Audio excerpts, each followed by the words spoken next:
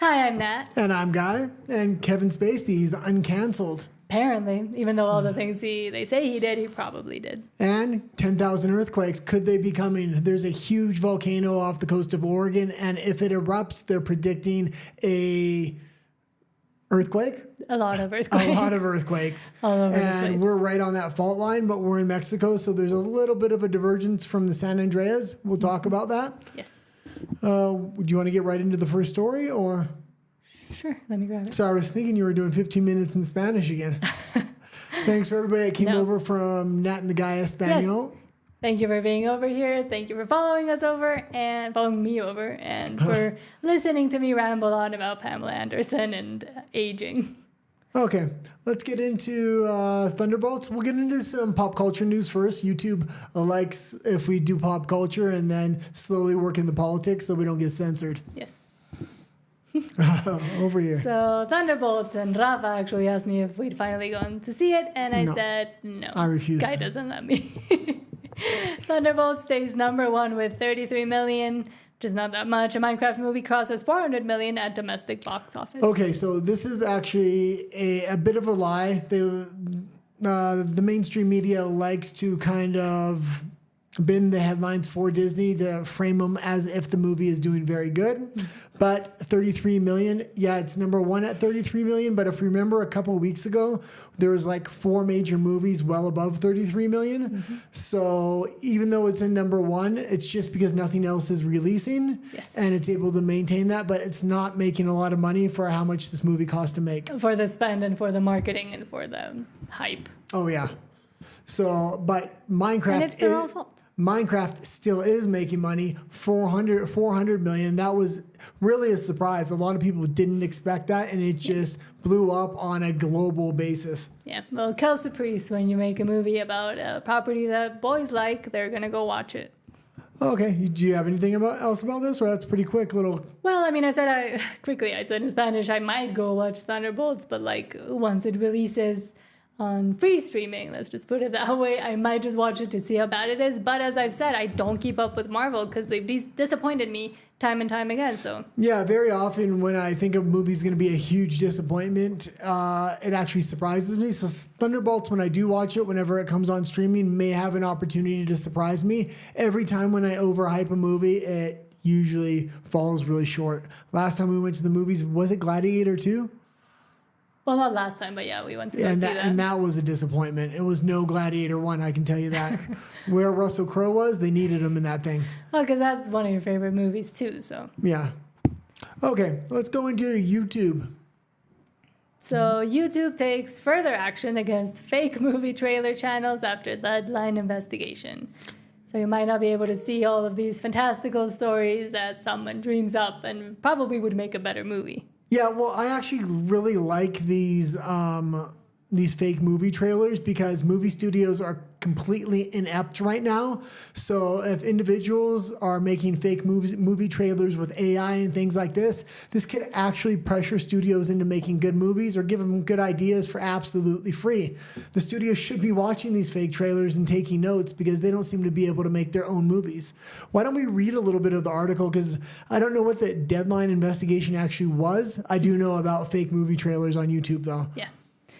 So, exclusive, YouTube has further cracked down on fake movie trailer channels. The video giant has suspended ad revenue on Screen Trailers and Royal Trailer, two alternative accounts run by the creators behind Screen Culture and KH Studio. YouTube's decision to suspend the channels from its partner program follows a Deadline investigation that chronicled the scale and sophistication of fake movie trailers. Screen Culture and KH Studio were suspended in March. They are two of the most prolific purveyors of concept trailers, which rely heavily on AI to drive engagement, and in some cases, fool users into believing the videos are authentic. Screen Culture and KH Studios were approached for comment.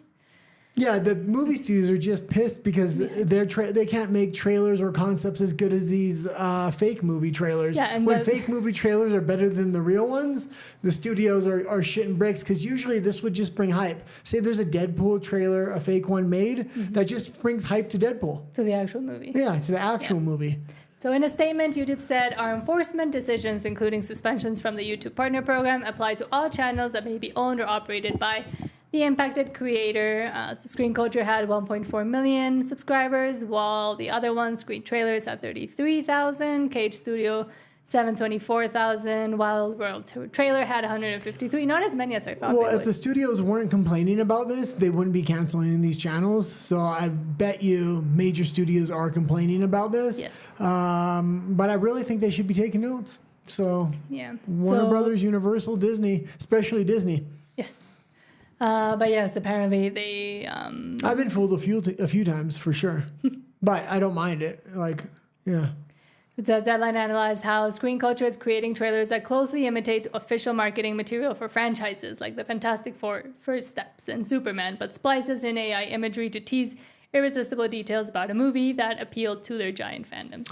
Also, like Star Wars, they were making those AI trailers about Star Wars, but making it classic and traditional. A lot of these Marvel things, they're trying to make it like a 70s vintage classic original. Yeah. And man, that's just a great idea. And the fact that Disney is getting pissed at this rather than stealing the idea.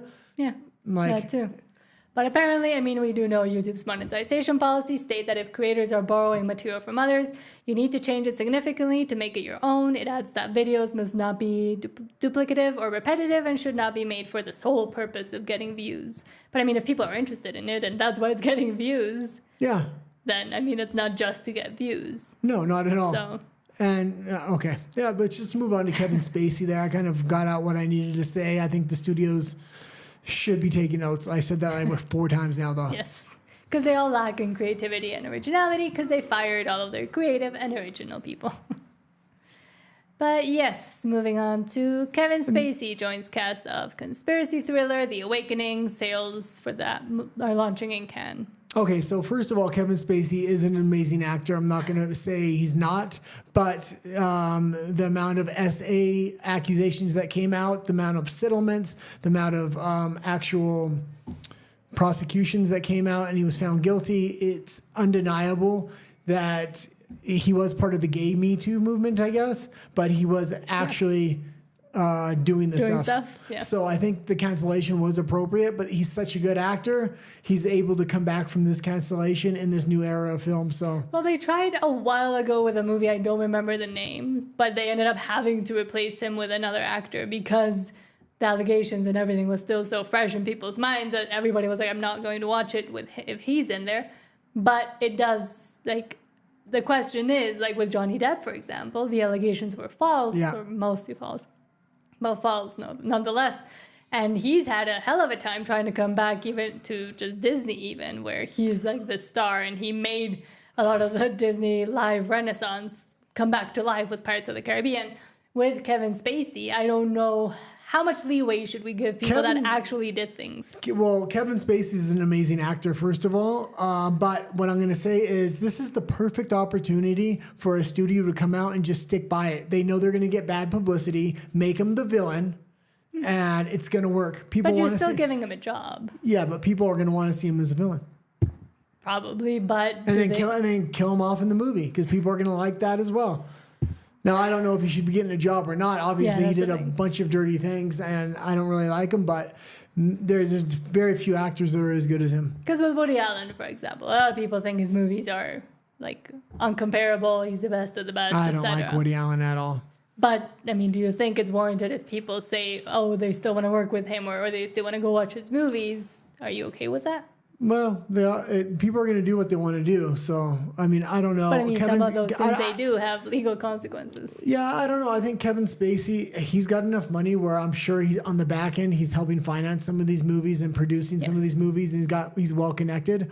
So even though everybody's turned their back on him, he does have enough money to kind of pull strings and get movies made. Because on another legal matter, for example, with Alec Baldwin and Rust, where he unalived quite clearly, but they're saying that not, but quite clearly his director of photography, would you say he merits or warrants, one, being allowed to walk freely, and number two, having more movies that are successful? Number one, I don't like Alec Baldwin. Number two, he shouldn't be free. He should have been prosecuted on that. The fact that he was so closely aligned with the Democratic Party and they pulled strings to get him off of that case, which was a clear murder charge, was absolutely crazy. But charge. Saying that, He's out now. He's free. He's exonerated. So he served his time or didn't serve his time. Things played themselves out.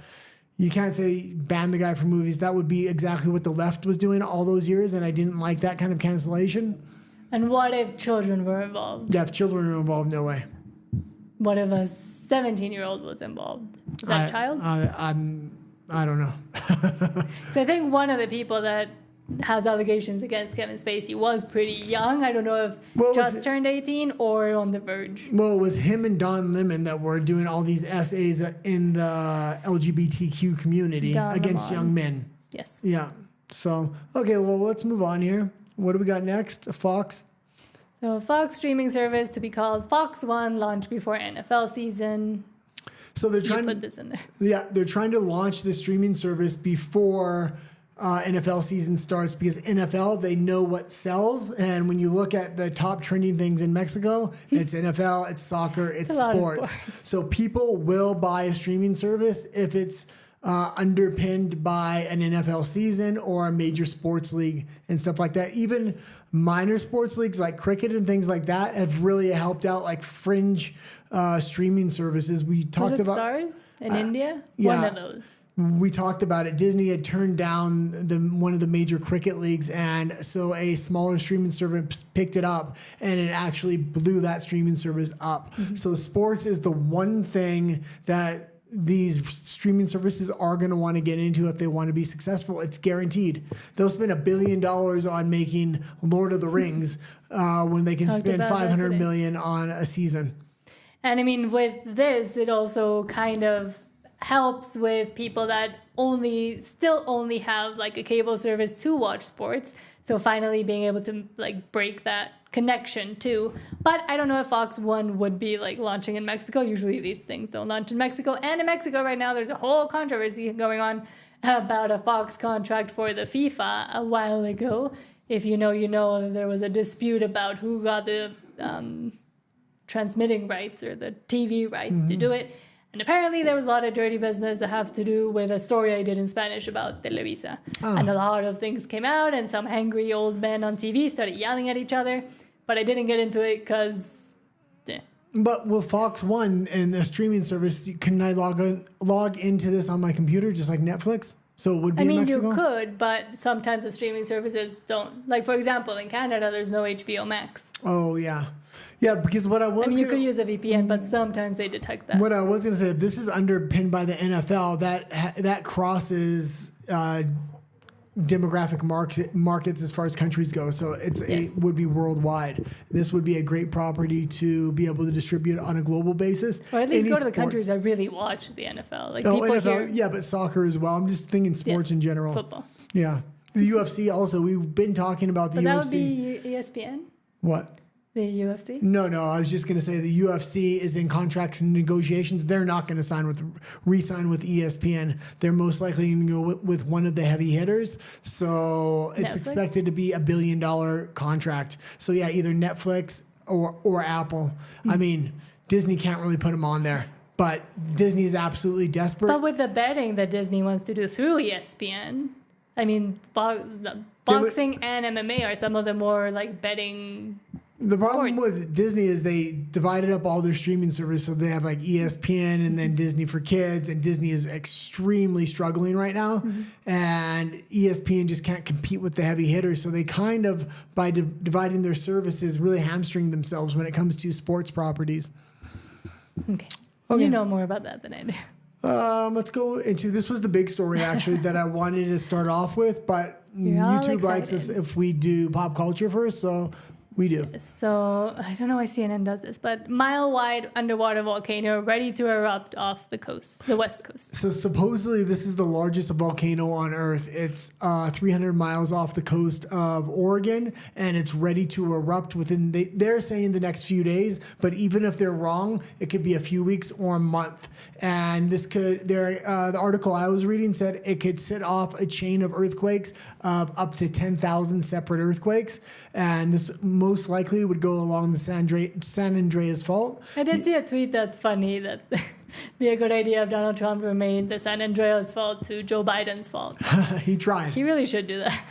But I was starting to look into the San Andreas Fault because I know it goes all the way down the coast of California, coast of Oregon, coast of Washington, all the way down to Mexico. Vancouver. And Vancouver, yeah. So if this thing is the epicenter is going to be just off the coast of Oregon, it's going to really, I would think it would hit Washington, Yes, Oregon, and Vancouver really bad. Vancouver is a little lucky because they do have Vancouver Island just off the coast. Yeah, so most of the impact goes to the island and then to the Vancouver city proper that is further inland or like inside that inlet. But in Vancouver, I mean, since I was in college, they've been warning that there was going to be a big one and everybody prepared for the big one. And when I was there, in the 13 years I lived in Vancouver, there were only like 2 earthquakes. Yeah, since I was a kid, because I used to live in California, they were talking about California will fall off the map with a series of earthquakes one day, and they showed the fault line where they believe it's going to. Mm-hmm. And a lot of people actually buy properties where they think the new coastline,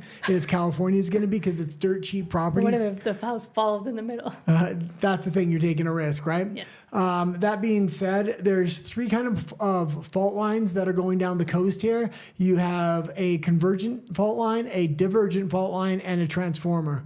And I know we're not talking about trans.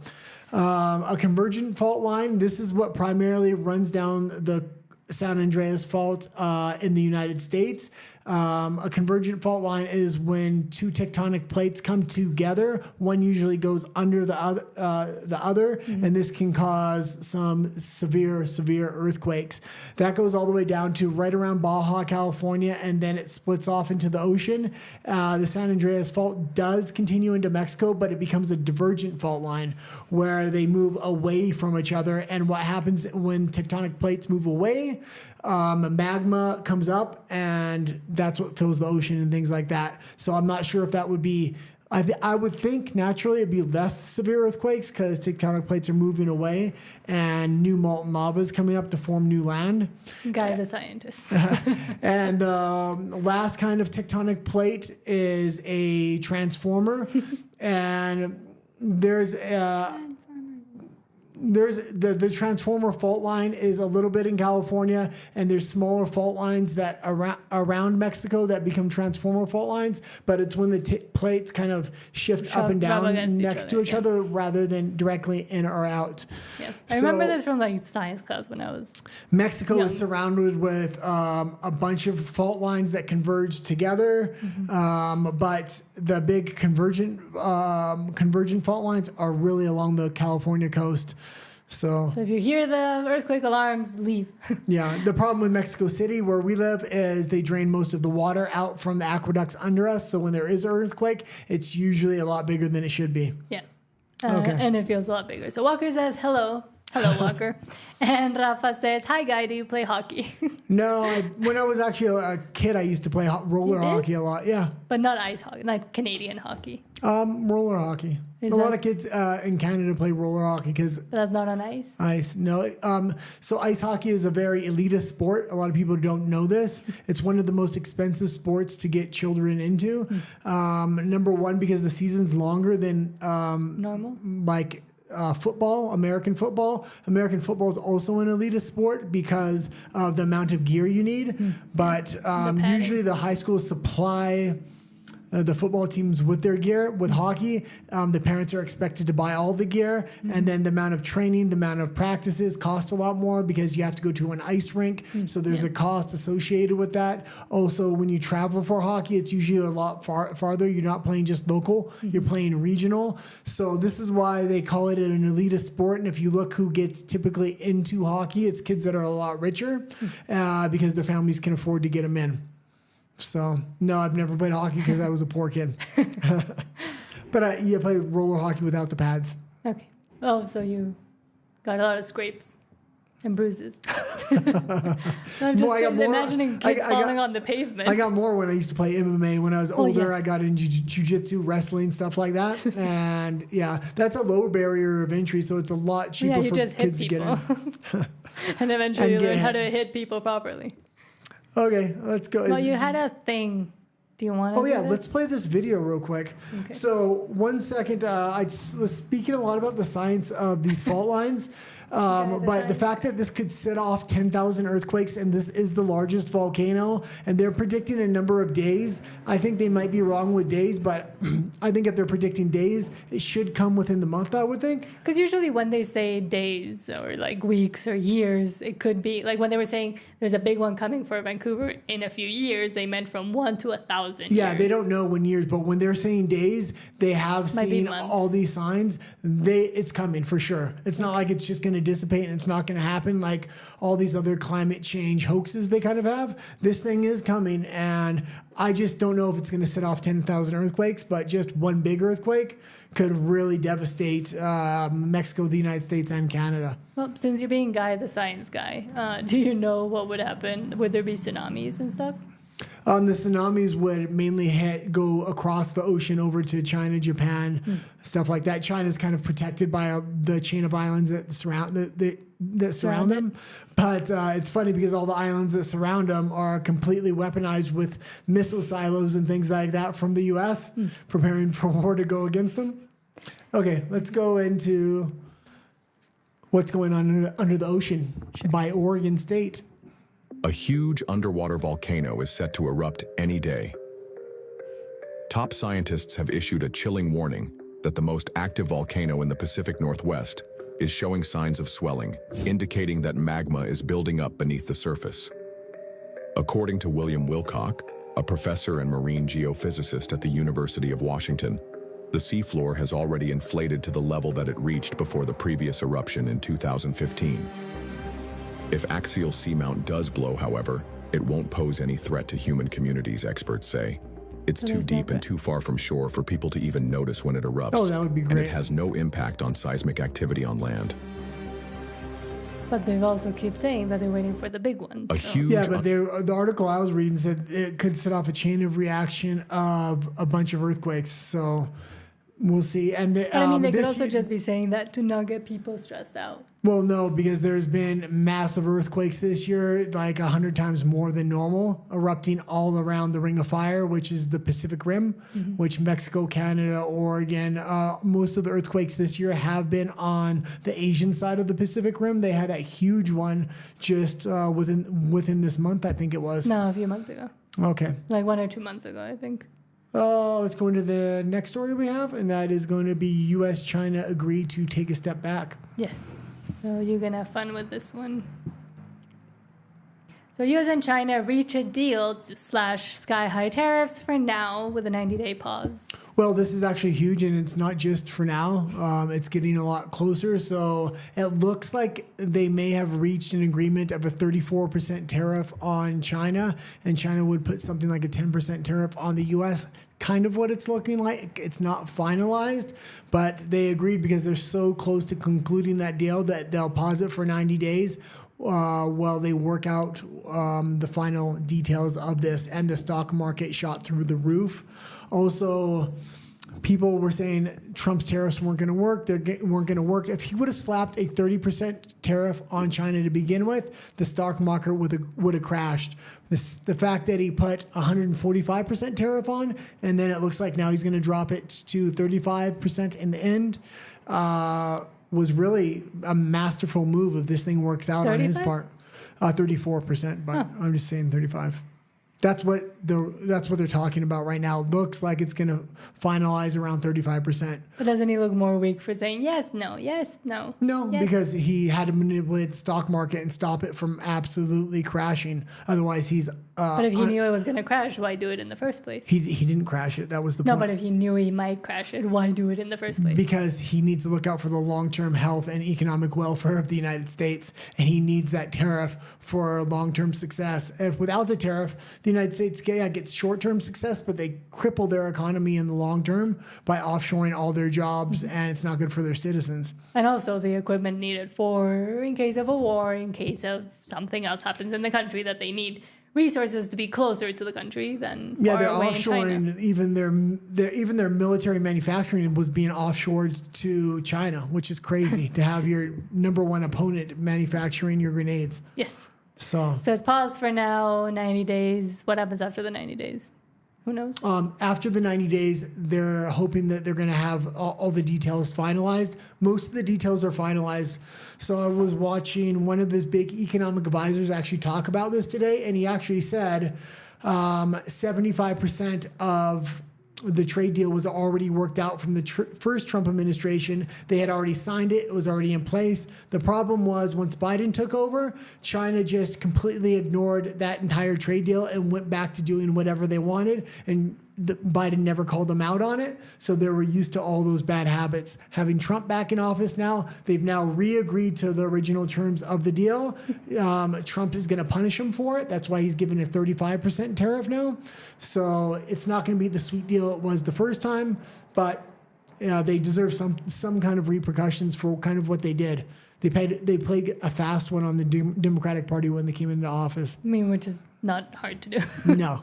And then Walker says, what about me? Or what about you, Nat? Do you like soccer? No, I don't like anything. This is going to sound weird. I don't like anything with balls. But I mean like actual physical balls that could hit you. You do like Irish dancing, though. I did competitive ballet and Irish dancing for a very long time. Yeah. So I like more individual sports than I do sports that have to do with other people or with things flying around that I can't see where they're coming from. I've got hit in the face with soccer balls quite a few times. And basketballs. I saw some pictures of you in your Irish dancing uniform, and you look like a freaking alien. Your hair was all curly. It's pretty ridiculous. It looked ridiculous. And your uniform was like this bright, shiny, like... That's how they are. You look like Klaus Schwab, something he would wear. But yes, I did competitive ballet and Irish dancing for years, since I was really young. Okay, what do we got next here? California? Yes. Yeah, we can just talk about gas prices. I know, I don't watch any sports either. I don't understand them. Yes, so... This one? Yeah, I kind of covered this on my morning show, but maybe we'll just show the video again really quick so we can talk about what's happening with gas prices, not only globally, but within the United States. And the reason we're talking about the United States and what's happening with the gas prices there is because there's going to be dozens, if not over 100 tariff deals coming within the next 6 to 12 months. So gas prices are really going to affect how those tariff deals are negotiated and things like that. So, huh? Whatever happened to lowering those gas prices, Donald? We need some answers. So, let me guess. You live in California. So, let me show you what I'm paying for gas over here, okay? Because I think you need to talk to your governor, not Trump. But let me show you what I'm paying. $2.69. That's what I'm paying right there. $2.69. Talk to your governor. So that's good. Not. So red states aren't struggling with gas prices. The federal government's actually regulating extremely low gas prices right now, but states and countries with this green agenda, these carbon taxes, things like this are just, their gas prices are through the freaking roof, and it's hurting their normal citizens just to get to work and things like this. A lot of people can't afford gas for their car. In red states, that's not happening. And globally, gas prices are extremely low, especially if you're still trading with Russia. It seems like most of the gas contracts and oil contracts are getting divided between Russia and the United States right now. The Middle East and Saudi Arabia's profits in the first quarter dropped 5%. That's mainly because of Russia and the United States. So this is good for manufacturing overall, especially in the United States, but everything transported in the country, manufactured in the country, from your toothpaste to your shoes, anything, it has oil in it. And also oil is needed to transport all these goods. In farming, it's extremely needed, not just for oils you consume into your body, but oils for the tractors and the machines and things like that. And just to keep the lights running. So in every aggregate that goes into any kind of product we use, oil is one of the main inputs. Mm-hmm. So the price of oil will often dictate the price of the product itself. The fact that the United States is trying to reshore all their manufacturing, it's a good sign when oil prices are low. And I would expect them to get lower and lower because Donald Trump kind of ran on drill, baby, drill. And we remember what happened last time. It takes 3 or 4 years to get these contracts from contract until the drill's in the actual ground. Production. Yeah. But also, like with Canada, for example, where they want to put a carbon tax on everything and tax you if you They don't drive want to. They are. They are putting, and they have, and they will continue to, even though they said they wanted to pause it. What people don't seem to understand, apparently in Canada at least, the people that still support all that, still support the Liberals, still support those stupid ideas, is that the cost ends up falling on you. Doesn't matter how much they say they're going to make it easier for you and it's just for the rich people. No, it's not, because it's needed to essentially produce everything, and it's also not even an answer for reducing carbon emissions, because the things that most produce carbon are not individual humans, not even the aggregate of all humans. It was the stupidest thing. So listen to how the Liberals try to sell this carbon tax, and I guess Canada must have bought this line of bullshit, because what they said is, oh, we're going to put a carbon tax on you, but we're going to give you a refund, and the refund's going to be bigger than what you're paying, so we're actually giving you money. Okay, how did that work out? It didn't work out. The Canadian people ended up paying massive amounts for not only the carbon tax, but all the products they pay on, and their dollars dropping through the floor as we speak. Yes. So the carbon tax did not work. And how does Canada expect this carbon tax to work when China's not doing it, Russia's not doing it, India. The United States isn't doing it, India's not doing it. You have all these small minor economies that are currently collapsing, like the EU, Australia, and Canada, thinking we're going to put a carbon tax. No, they want to have authoritarian rule over their population through this carbon tax and these green policies. It's a measure of controlling people, because they know carbon moves the world and moves the people. And Rafa says, well, here in Mexico, they are not low. Wouldn't know. I walk everywhere. And El Cacas, or AMLO, promised we would have it at 10 pesos, which... no. And there's people stealing oil as well. The issue with Mexican oil prices are the nationalization of the oil industry, which they're trying to do, and there's been corruption in the past with that. So it's corrupt. It's corruption that keeps gas prices and oil prices high here in Mexico. Also, a lot of the pipelines that come from the U.S. And they can utilize those more, but they want to try to be self-sustainable and nationalize it, which normally would work. Did nationalize most of it. It would be great if it worked, if they weren't corrupt. But you have a bunch of corrupt people. Everybody has their hands in the pot. Yes. So, and Walker says, that's why people from California go to Texas. It's funny to see how Texan people have signs telling Californians to not turn Texas into Cali. And they have already started with, like, Austin has been turning into California slowly and then quickly. Partially Joe Rogan is to blame. Well, I mean, he didn't bring over all the liberals, but they followed him. It's not just California trying to go to Texas. It's also Alberta with the separation movement, and we'll talk about that in a bit. Yes. Okay. Do you want to talk about the ticks? Or is that too much for YouTube? I talked about them this morning. Maybe. You decide. Okay, we'll save that one for Rumble. Sure. RU and BLE. Yeah, RU and BLE. Okay, let's go into British PM Keir Starmer. Yes, so Keir Starmer has had scandal brewing on X, but we're not talking about that because we can't. But let's just say it seems that him, Macron, and the guy from Germany are fans of partying together. But that's not what we're talking about. So Keir Starmer is talking about immigration and completely flipping his position from saying that immigration and cultural enrichment is what makes a country great to saying there's too much immigration. Let's curb it as soon as we can. Okay. Let's play it. Yep. Let me put it this way.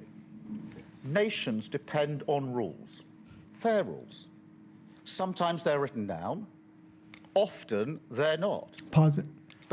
This is a bunch of bullshit. Yeah, it's based on rules which him and his government and all the other major parties in the the UK built up legislatively, allowing not only the immigrants to come in, but funding them, funding their housing, funding their food, making it extremely inviting for them to come in, then making a two-tiered police system where the regular citizen is policed harder than the immigrant who's actually committing the crime. For this man to start saying that He's against immigration now, goes against everything he said for the past 10 years, and he just flips on a dime one day, mainly because his party almost lost the last election, and Reform Party is surging. So they're hoping that the mainstream media is going to sell this lie for him, and that they can repress alternative media that is selling what Reform UK is doing. Either way, they give shape to our values, guide us towards our rights, He has no values. but also our responsibilities, the obligations we owe to each other. Now, in a diverse nation like ours, and I celebrate that, Yeah, we know. these rules become even more important. Without them, we risk becoming an island of strangers. You already are. Yeah. To permit Where not a nation. women get, Raped. mistreated by the same cultural enrichment Well, he's we're acting so like proud of. he's trying to act like he's not the one that did it. Yes. Like it's And crazy. him and his ilk. It's crazy, and he's put Ukraine in front of the UK time and time and time again. He on the last election they almost lost. He didn't say a word about it. He was so concerned about Ukraine. They need that war to expand and escalate it so they can realign themselves with their citizen and send them to war to die. To Like, end their just- lives. Let's go. That walks forward together. So when you have an immigration system that seems almost designed to permit abuse, By you. that encourages some businesses to bring in lower paid workers rather than invest in our young people, Pause it. or simply Yeah, we just covered this story in the Canadian politics, and they have the same policies in the UK. They're bringing these immigrants into the country and then giving subsidies to the businesses that hire them in. In Canada, it's 30%. So it's 30% cheaper to hire a foreign worker who the government is going to hand you. They don't even speak English, and they're putting them in front-facing jobs, which they can't even do the jobs. And people in Canada are complaining now that the entire staff at some of their workplaces are only speaking Hindi. They don't speak English, and they can't communicate with the other employees. This is a problem. And Keir Starmer is trying to act like he didn't implement all of these policies. I mean, he and also the other party. Essentially, just Reform is the one that kind of wants to go against this. Mark Carney's doing the exact same thing in Canada right now. He's acting like he's against immigration and that he's curbing immigration. No, he's limiting it from the highs it was at, but it's still way over at what it should be. And he's talking about doubling and tripling the amount of immigration in a couple of years once everybody forgets about it. He already has it legislated. And I mean, in the UK, the Libs and the Tories have basically been doing the exact same thing. one that is sold by politicians to the British people on an entirely false premise, then you're not championing growth, you're not championing justice, or however else people defend the status quo. You're actually contributing to the forces that are slowly pulling our country apart. So yes, I believe in this. I believe we need to reduce immigration significantly. Okay, that's good. Yeah, it's just a bunch of crap, and don't believe this man when he says things like this. And that's why there's shows like ours to point out when politicians completely flip their script, completely flip what they've been saying for the past years.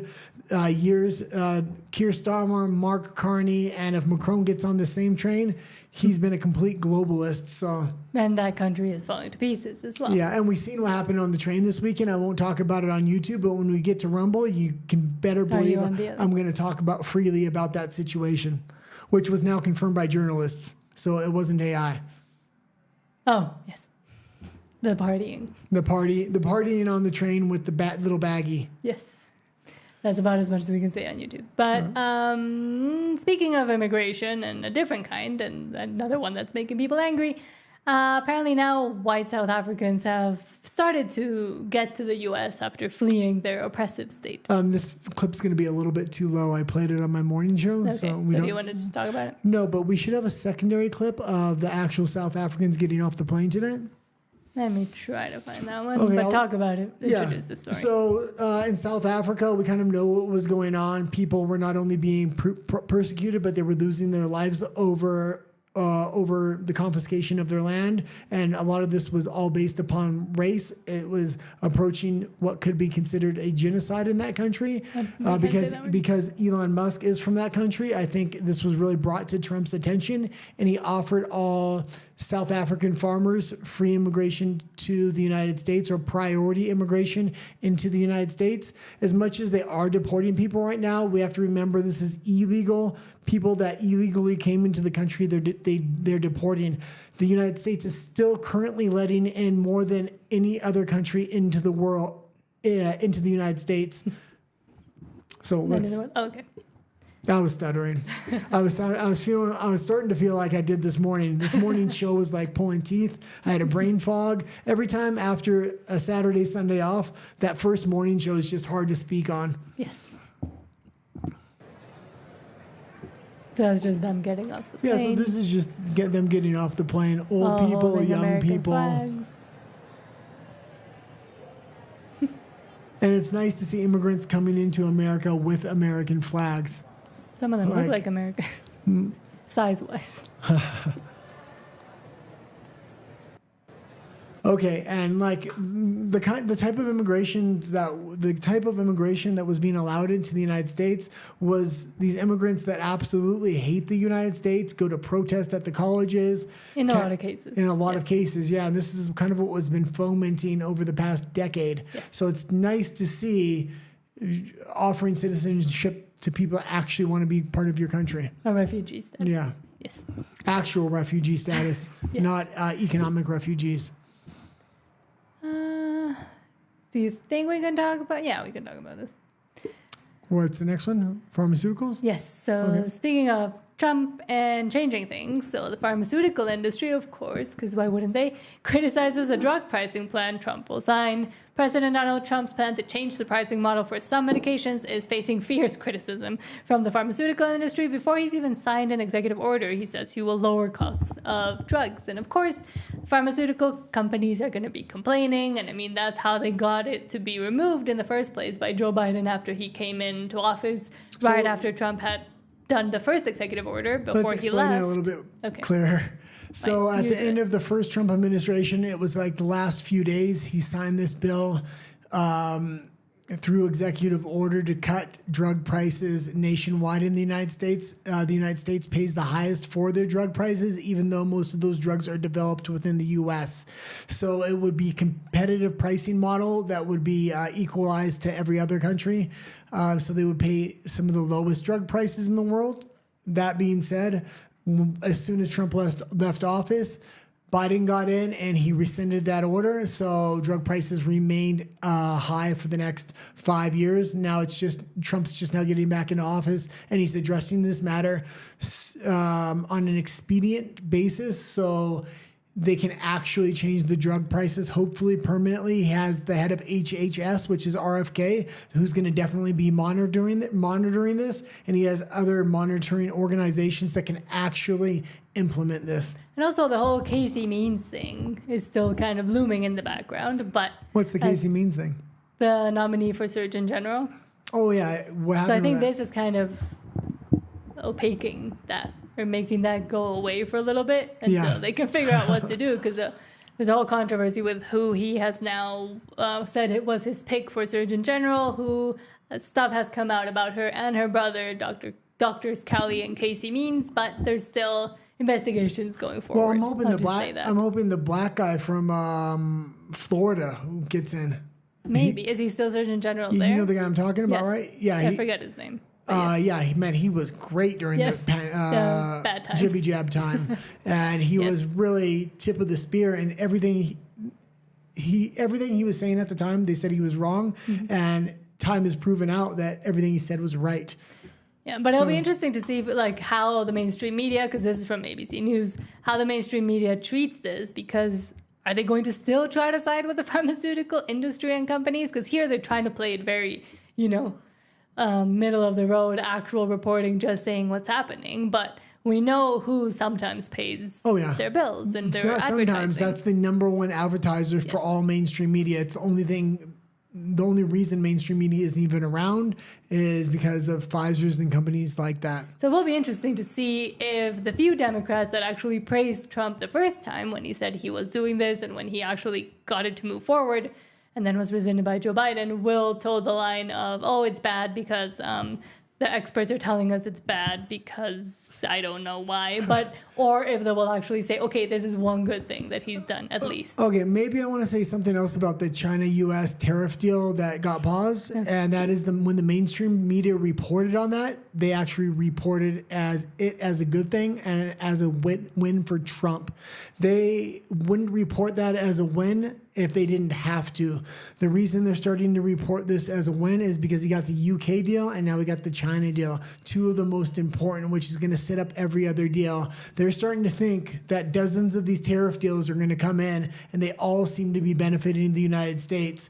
So in order to not look like a complete clown show, they're having to give Trump this win with China now. Yes, and Walker says a lot of things. Oh, what did Walker say? Walker says, but that's always been the case. There are many people in my country who, while they could be considered refugees, are people who support a leftist movement that hates the USA. He also says they are the ones who most easily obtain almost all legalization permits. I heard that Trump no longer wants to accept people from Venezuela and Cuba, and I think from Nicaragua either, which makes perfect sense. What do you think about that guy? Yeah, the reason that was the case and they were able to immigrate people that would foment kind of hatred against the United States is because there was actually a system set up by the Democratic Party over the since about 1985 through where they would create NGOs, funnel billions of dollars into them, and specifically look for leftist countries and things like this. They can immigrate their population into the United States. They wanted to change the voting demographic of the United States. But now it's kind of funny how Trump is reversing on them. And if Alberta separates from Canada, that's like 5 million more voters that are going to vote conservative through immigration. Yeah. And he's sending a lot of the illegal voters out.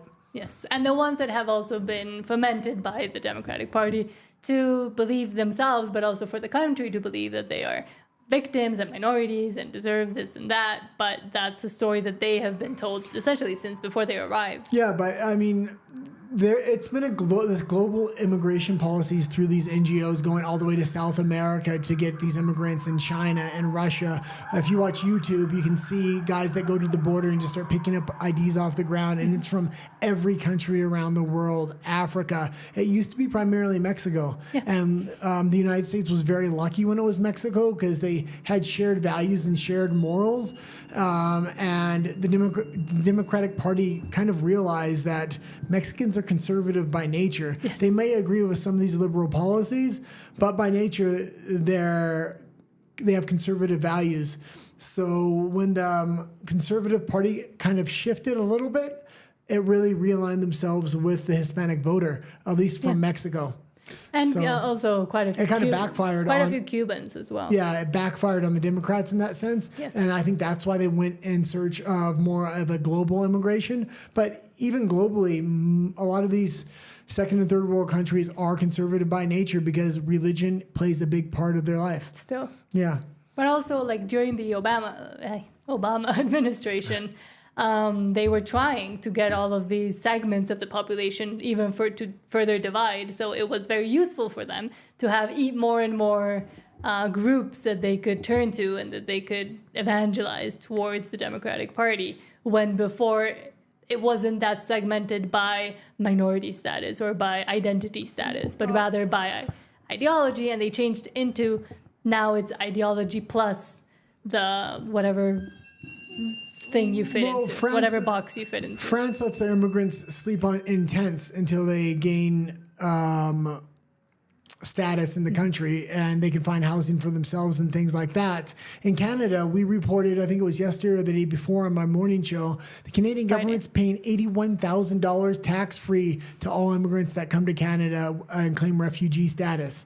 Now, that being said, $80,000, that's tax-free. Yes. And in Canada, it's about a 50% tax rate when you're in that bracket. So that would normally be $160,000 if they were paying taxes. So the Canadian government is giving the equivalent of $160,000 to these refugees. Why wouldn't you go to Canada? Yes. That's more than I ever made when I lived in Canada. I was gonna say, and I worked my ass someone off. asked me about like money and if I value money in a partner, and I was like I would never made in my life 80,000, and I don't even know if you have. You would have never been with me if money was an issue because I don't make anything.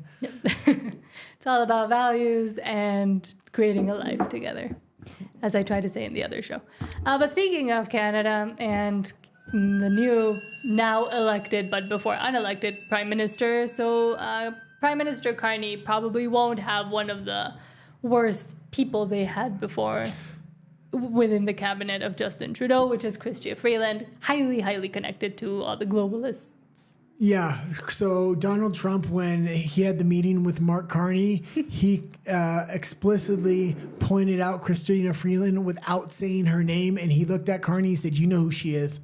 And I guess he did know who she was because everybody else in Canada that's clued into Canadian politics knew Donald Trump was talking about Christina Freeland, that he hates Christina Freeland, and that he's a globalist. Whatever. I don't need to respect her with her saying her real name. Well, just in case people want to Google her or whatever. But she's a globalist, and Carney, and she's not only a globalist. She is, Mark Carney is the godfather to her children, and their families are extremely closely knit together. So when Trump did disrespect Christina Freeland in their meeting, the Canadian media went wild and said, "Well, why didn't he stick up for her? It's like that's his God. That's his God." Because he probably he's a godfather to her. Yeah. Whatever. Yes. But anyway, connected in the familial way. He's decided. The rumor is he's not going to appoint her in the cabinet because of what Trump said.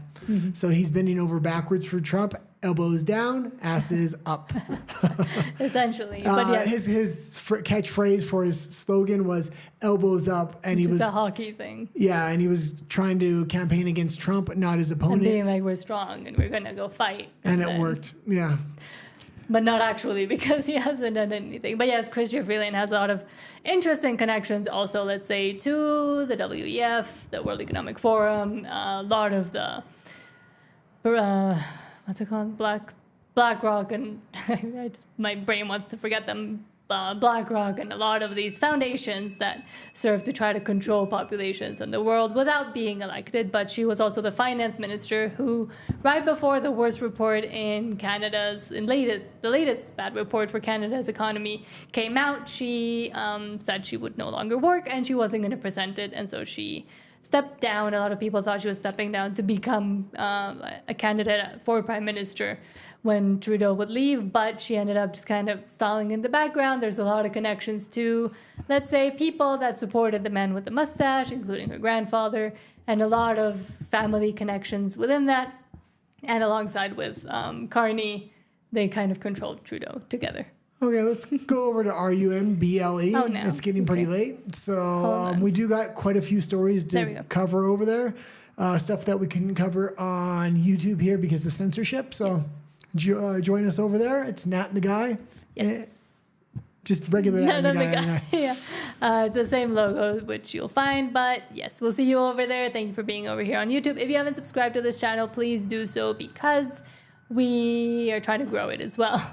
And it's hard to do so in an English channel from Mexico. But we'll see you over there. And I'm ending the YouTube one. There we go. Okay, so we got 4 kind of hot stories and then